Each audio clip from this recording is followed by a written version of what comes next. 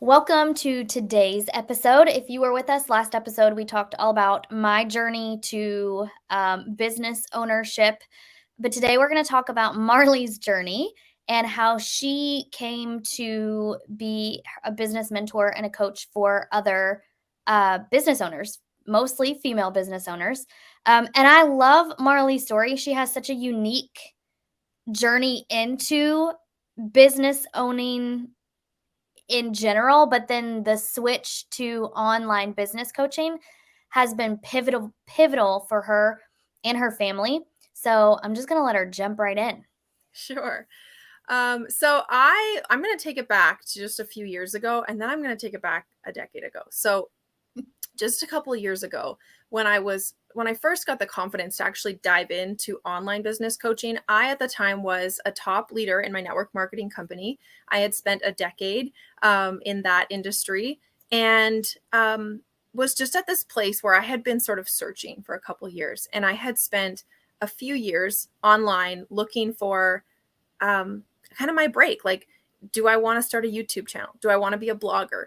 Do I, want to create a product on Etsy?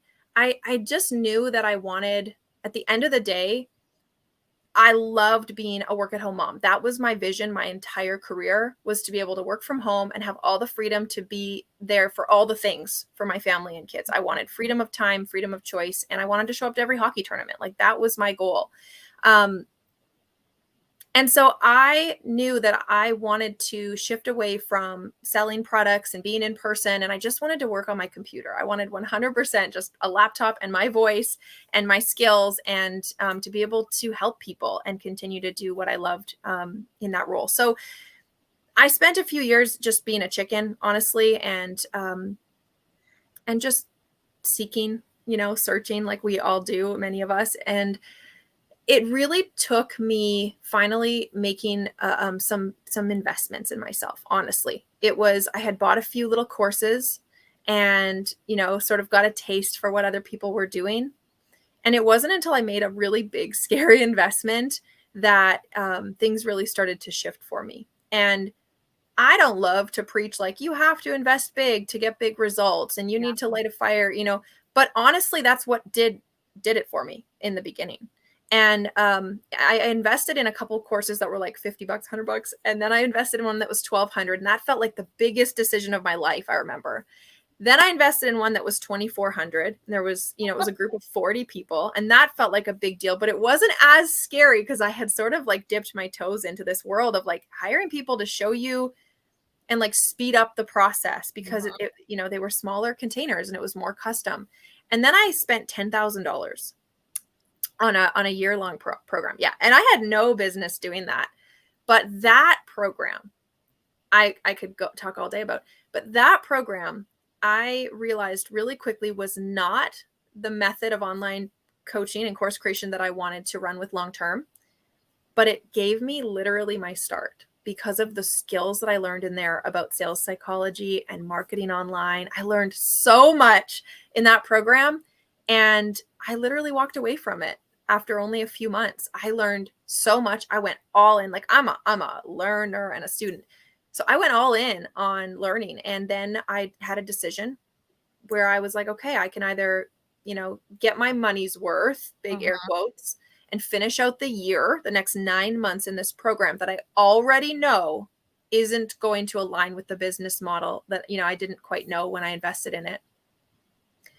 Or I can choose to start running towards what I know will work for me. And so I share that because it's a lesson of trust, and it's a lesson of like, what do you really want? And that was a decision I was able to make because I had spent 10 years building self-trust as a business owner. So that was like a little bit of like what got me to online business coaching and gave me some confidence and some skills to run within this online world. Can I interrupt for just a second? Absolutely. I just want anyone who's listening to understand, Marley was not just in network marketing. When she says she was a top leader, she was a big deal in her company. It was not something that was an easy walk away, right? Like it wasn't just I woke up one morning and decided I don't want to do network marketing anymore. There was a lot at stake. There was a lot of income at stake. There were perks to being at her level in network marketing, and you had a whole team of women who depended on you. Oh, that was the hardest part was, yeah, was we used to say, whose dream is attached to yours? Mm. And that used to motivate the heck out of me. Like, there are so many women that believe in themselves because I gave them permission by showing them that if I could do it, they could too. And in thinking about even walking away from that position, and my team, and literally hundreds of people that I had influenced over the years, I mean, thousands of people, if we're not looking just within my own personal circle, but it was really like a really scary thought that, like, what if somebody thinks that I'm leaving because it's not working, or Mm. that because it's not at all it's cracked up to be. And that just wasn't it, at all. That wasn't at all, why I left network marketing. It had nothing to do with network marketing. In fact, it had everything to do with just what I wanted to create.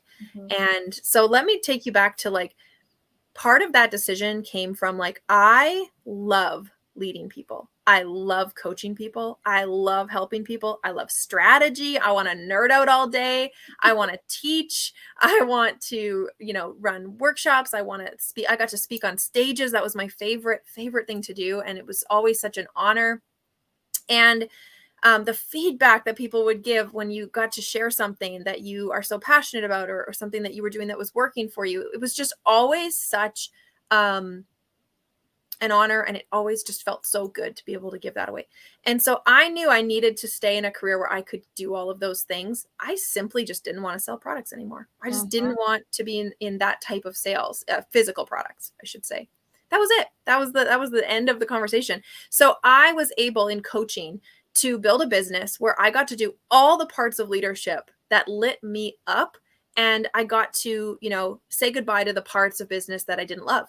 And that's really all it came down to. And there are endless opportunities online. I tried them all on, and I found something that worked so well for me and that I loved, and that gave me that vision, that lifestyle that I still loved from network marketing, the income. And so it's just been an absolute, like, it was meant to be. Like, this is where I was meant to be. And it was because of my 10 years in network marketing that I learned the skills necessary, and I had the confidence in myself and the trust to be able to make these decisions, and then get to this place that I'm now in. You mentioned 10 years of a decade of leading women in this network marketing company. I'm sure there were some men. But can you tell us a little bit about, like, did you notice your strengths when you were in network marketing, or were they really highlighted once you switched over to coaching? Like, was it kind of a retrospect type of thing? Like, oh man, I've been doing this for 10 years and I had no idea that this was also applicable to online coaching. Or Yeah, that's a really good question. There's definitely a bit of both. You know, I entered network marketing as, like, an early 20s year old. I had just finished university, and I studied criminology and criminal justice. Like, I was set to okay. become a police officer. I was a youth probation officer at the time. Like, it was not at all, what I thought, where I thought I would land in the end. But, I acquired a lot of skills at a young age in learning how to speak publicly. But I always had the leadership bug in me, because even as a brand new to network marketing, like when I first opened the doors to my business, I didn't live near anybody, that could lead, like, meetings and events and things. So I quickly was like to my leader, hey, can I just, like, run the things you run in your city, but in mine, for, like, when I get my first team member? I already had the bug. And I just was like, well, why can't I just do that? I Mhm. saw the value in leading people. I saw the value in getting together with people, and I knew that that was a skill, or, like, an opportunity that was going to serve me long term. So I was able to really quickly build, authority, because I was standing at the front of the room, and confidence in my ability to lead, just by following, my leaders, lead, but also asking for those opportunities. So those were skills I definitely had, and they were kind of unleashed when I stepped into that world. I moved up within the first year or so, year and a half into leadership, and then, you know, the rest is history. I started in a very small town. I didn't believe it was possible to build something incredible like I did in small communities. It is no different online. We all think that like there's already a million people out there doing it. There's not room left for me. I can tell you, I built top leaders on my team in communities. This is all in-person sales, keep in mind, in a town with one street light or like stop light. You know what I mean? Not street light. Red, yellow, and green is what I'm trying to get at, right? So there, the sky's the limit if you're willing to do the work and if you're willing to believe in yourself. So it's no different online. And that's what I learned. So all these little lessons that I had learned and gone through in this in-person industry at the time. I know there's a lot online now in network marketing, but not when I started. Like we barely had Facebook then. And so, right. That came later, but those skills were there. I just didn't recognize it. I will say this. When I was first making the shift to online, I was mad. I was a little bit mad at my position and my company, I'll say. And I learned that I wasn't actually mad at them. I wasn't actually frustrated with the position. I was frustrated because I had evolved and I was needing something different. And it was feeling like at the time, like this isn't for me anymore. And I don't like this anymore. There definitely was some of that. But I recognized actually after the fact that like, wow, am I ever grateful for everything? Wow, am I ever grateful for the opportunities that I had, the lessons I learned. I've heard so much feedback from people who are in the coaching industry who say, like, what did they teach you? Because they can see, they can feel just the leadership education that I've had and what I've been surrounded by. Like I grew up in network marketing, right? So that is not lost on me. And I know that I wouldn't be the business owner that I am today had I not spent that time with, you know, with the people who mentored me and in that community. I had a front row seat to this. You and I had already connected at this point, and I remember vividly the days of just straight up frustration with network marketing and yourself not being able to take the leap. You had feet on, you know, both sides of the fence. You were straddling the fence and it was frustrating for you because you felt like you still had to take care of your customers and your team in network marketing and not let them down, but you felt like you were letting yourself down by Mm, not going all in on this online business that was much more freeing for you for mm. different reasons. But tell me if okay, so if there's someone listening who has a computer and has a voice and has an idea and they haven't taken that leap, like what would you tell them? Oh gosh. I know that they're literally sitting there feeling, I mean, we throw this word around a lot, but imposter syndrome, where it's like, who do I think I am to be able to do this? Right. And what are all my friends from high school going to think when I start posting on social Mm, media? And who's going to be nattering about me, you know, behind my back? And what's my mom gonna say? what's my mom going to say? My mom was not supportive when I first shared my extreme enthusiasm for network marketing when I first got in. Like you will not get the support externally that you need, that you think that you need to go for it. It will not come. People will not get it because they don't know what you know Mhm. and they don't want what you want. Or maybe they do, but they're too afraid to go for it. You are the only person that can make the leap for yourself. You are the only person whose validation that you need. And until you own that, you're going to play scared and it's going to keep you small. So this is like the leap from network marketing to coaching online was the exact same feelings that I endured when I was working full time, my beautiful, safe government job that I, you know, was so grateful for at the time. But I was a youth probation officer and I, you know, it was like, oh, I was finally like making my parents' dreams come true that I was going to be safe and taken care of because I had this beautiful job. And I knew that leaving that job was going to disappoint them out of fear. I knew it. And so I cried for weeks in New Orleans. We were on this trip, and it was a leadership trip, and we were in this beautiful city. And I was like, this is the life that I want, not, sitting in my cinder block, 4-wall, no window government office, doing a job that made me feel like, anyway, I just was like, this is not for me. Mm-hmm.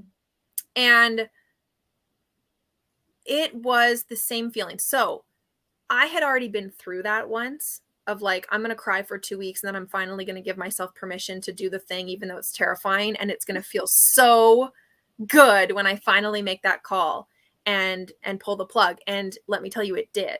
And then this time around, when I was making that decision, it felt a lot easier, but it was still really scary, because it was now, I know I can be successful in this space. I know that. I've proven it for 10 years. I've always paid my bills. I'm happy. I like my lifestyle. And I believed I could be successful in this new coaching business, but I had no evidence. And that was the only thing holding me back from saying yes to me. And business is about trusting your gut and taking action before there is evidence. You will not have evidence before you do the scary thing. You cannot overcome a fear by talking yourself through it.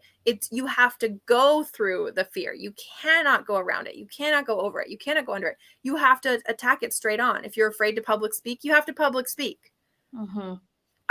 If you could go back to my Instagram stories, even 2 years ago, like, it's embarrassing. It's so cringy, but it was like, I had to give myself permission to start somewhere. And, so if you are thinking, okay, I want to share my gift with the world, I want to help people in this way that I know that I could, that I'm really excited about, how will you feel in 20 years from now if you don't try? The fear of regret is what fueled me at 22 years old, or whatever I was. It fueled me because I knew that, focusing on what my parents' regrets might be for me, like, that wasn't fair for me to take on. Like, they're allowed to feel how they want to feel. My friends can think of me what they want to think of me, but I cannot sleep at night wondering what if the rest of my life. And look at you now. And look now, I could not be happier in this role. Don't get me wrong. Business is hard. So hard.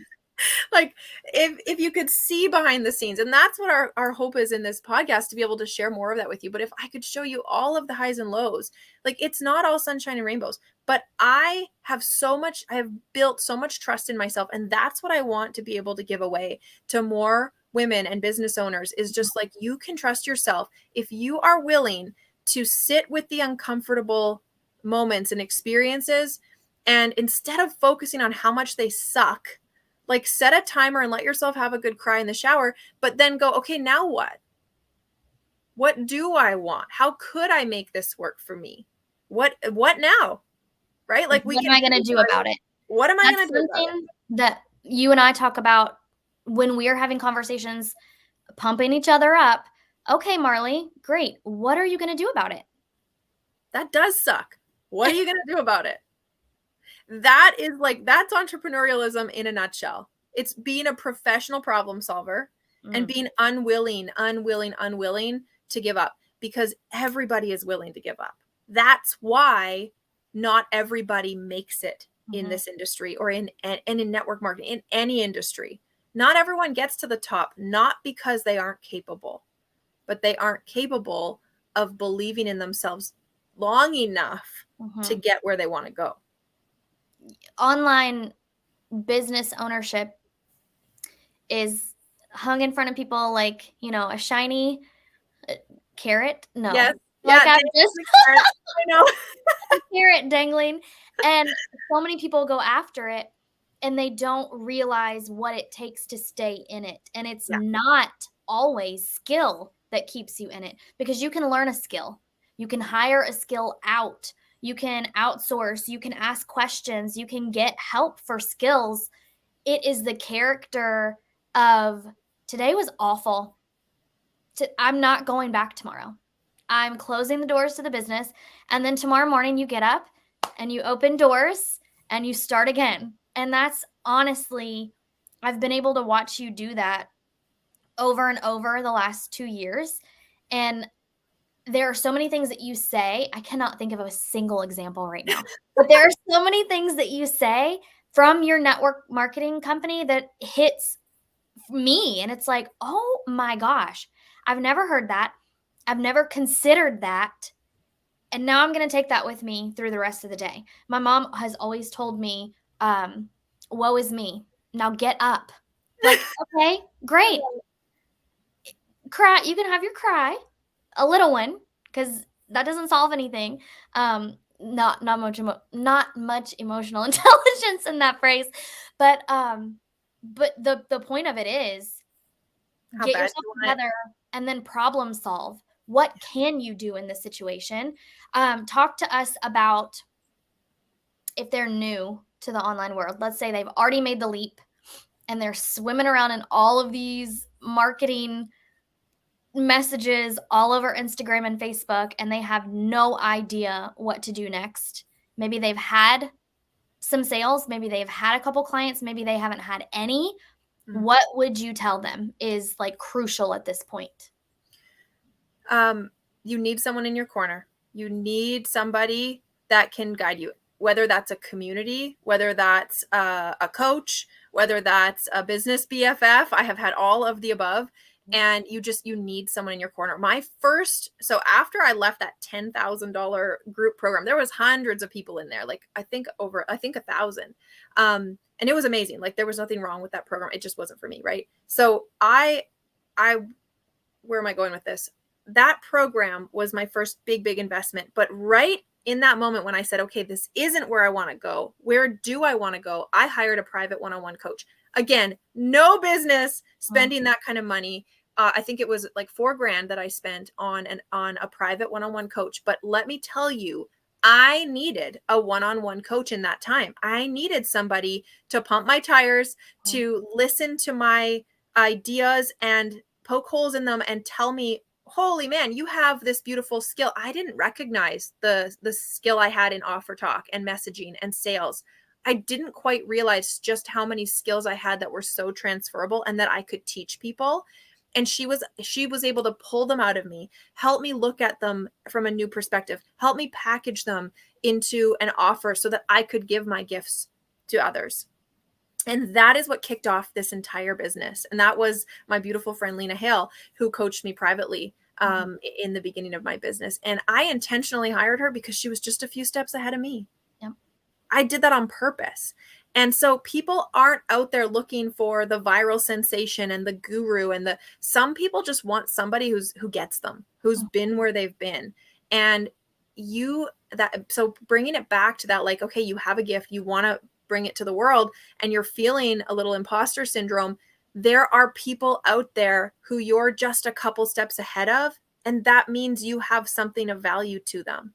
So how are you going to show up on social media? Stop scrolling, stop reading what other people who do what you want to do are saying, and just blab, be loud, say what you want to say, share your opinions, even if they're different than what you're seeing online, because go to Google and type in whatever thought comes to your brain right now. It's already been searched. Yeah. That's all you need to know. Yeah. Well, I don't want anyone to miss this piece either. What comes easy to you is not easy for everyone else. So you might think it is something, well, no one's going to pay me to do that. No one's going to listen to me when I talk about that. And I know I can tell you with 100% transparency, I felt that way too. How many finance like bigwigs are out there and I'm just this like little girl who got out of debt. Like, who am I to be talking about this? And then I found out the way that I speak about money and the experiences that I went through make it simple and fun for me. And that is my gift to other people. Marley, your gift is messaging. You guys, if you need a magician with messaging, Marley, that's a lot of alliteration. Marley is your person. She helped me so much with my messaging, and she does it naturally. Like, it comes natural to her. And at first, she didn't see that because it's something that she doesn't really have to think hard about, right?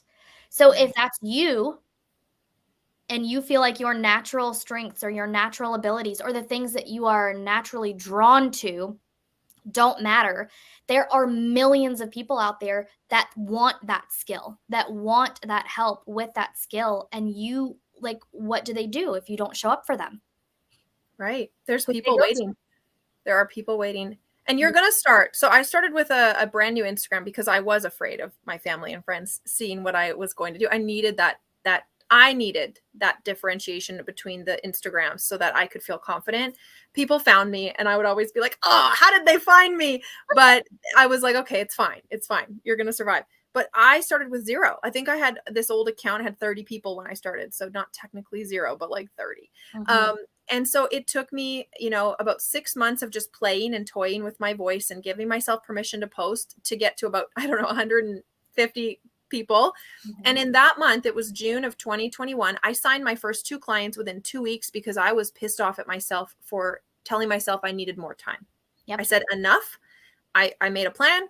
I got to work. I built relationships with human beings online and I signed 2 clients within 2 weeks. Within 6 months of signing my first 2 clients, I had my first 20K cash month. How many? You had 300 people as followers, if I Uh, remember correctly. yeah, that month I had 700, but in my third month of business, I had signed just a handful of clients, two my first month, one my next, one my next. And in that like fourth-ish month of business, I had 300 followers and I signed two contracts equaling 15K in that month. One paid in full, another did a payment plan. So it wasn't cash, but it was close. In my third month with 300 followers. So my point is not to pump my tires. It's to show you like this is possible. It was about the relationships I built. It was about the communities that I put myself in the rooms of people who I could network with. Mhm. And that in the beginning, those relationships, I mean, throughout your entire career, it's a relationship business. And I cannot stress it enough. Don't wait to go viral. Don't wait for your DMs to just magically blow up. It's a terrible strategy. It's a terrible strategy Yeah. to get off the ground. You will create so much more imposter syndrome when you're waiting for other people. You have to go put yourself in the rooms. You have to look for opportunities to build connections. You don't have to go and spend $10,000 on a coaching program or $4,000 on a private coach. Do I recommend that it will help based on my experience? Absolutely. But you can go and network and join groups, get in Facebook, say hello to people, ask questions, and there's just so much opportunity to not do it alone. You don't want to do this business alone. You can't. You You can't. can't. That's right. Yeah. We You'll find that Marley and I could talk about any subject for 8 hours. All day Any long. any subject. We're gonna wrap up this episode. If you have any takeaways or if you have questions that you want Marley to go even deeper in, let us know on Instagram. Yeah, just we're real people who answer our DMs as real people. So message us, ask us questions, give us ideas for episodes that you want to know more about, and we would be happy to go into those. This is for you. So we will see you in the next episode.